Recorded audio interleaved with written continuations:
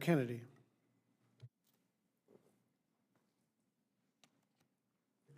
Thank you, Mr. Chairman, Mr. Secretary.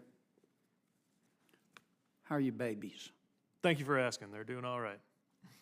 As we were talking about earlier, my father used to tell me, you'll never know love until you have a child.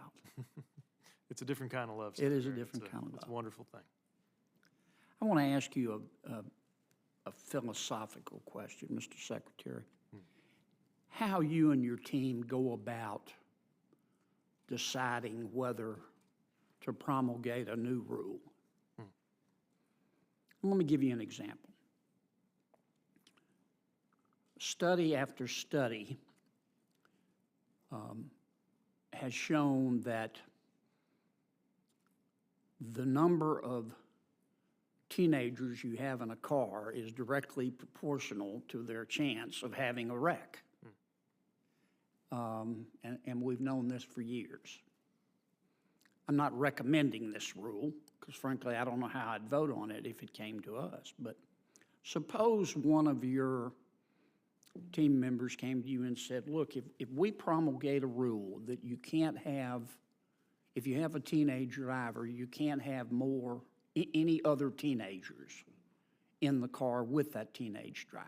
How would you go about analyzing that?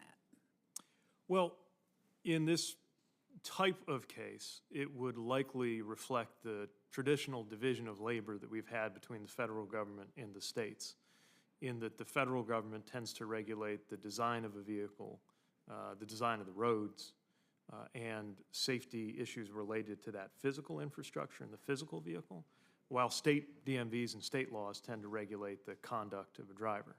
So the very thing you're mentioning, for example, I think is why in some states there's a gradual approach where when you have your learner's permit, you can be behind the wheel, but there are restrictions on who could be in the vehicle with you for exactly that reason.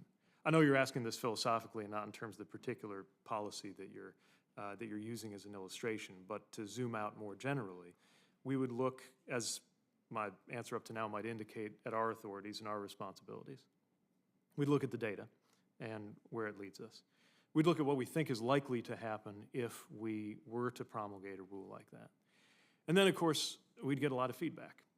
We would make sure that we have an understanding of what the different stakeholders think is important, information we might not be privy to. Now, having said all of that, the truth is it's rarely the case that we imagine a rule and go out into a universe as a blank slate and find out what might happen around it. Usually there has been dialogue, debate, and data building up for years that makes a potential rule rise higher on the list of a department that can only take so many regulatory steps at a time.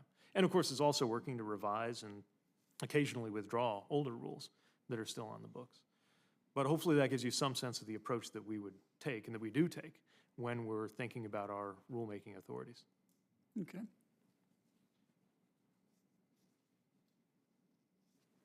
I want to get in one other question while I have time.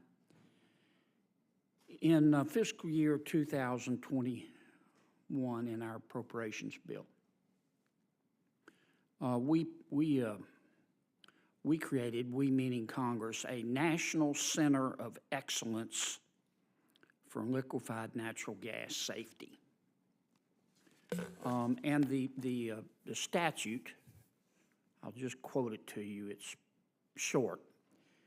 Quote, in determining, this is what the statute says, in determining the location of the center, the Secretary shall, not may, but shall, locate the center in the state with the largest LNG production capacity as determined by the total capacity in billion cubic feet per day of LNG production authorized by the Federal Energy Regulatory Commission under Section 3 of the Natural Gas Act as of the date of enactment of this act. That's Louisiana. Louisiana has a production capacity of 21.2 billion cubic feet a day. Your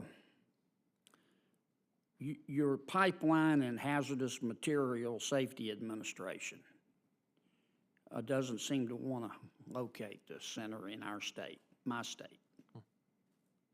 Can you tell me why, if you know?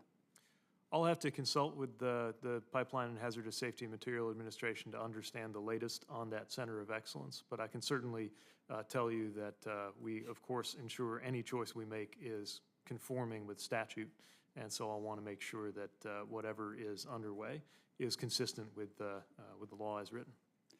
If you would look at it, I know you have a lot of things on your plate, but the law is pretty clear. And personal preference is not supposed to enter into this. And I think my state is clearly number one in production capacity. And I've noticed a determined reluctance by some of your agency folks to make this decision and put it in my state. Now, I'd much rather just have them be up front and tell me why. I'll make sure to find out. Thank you. Thanks, Senator.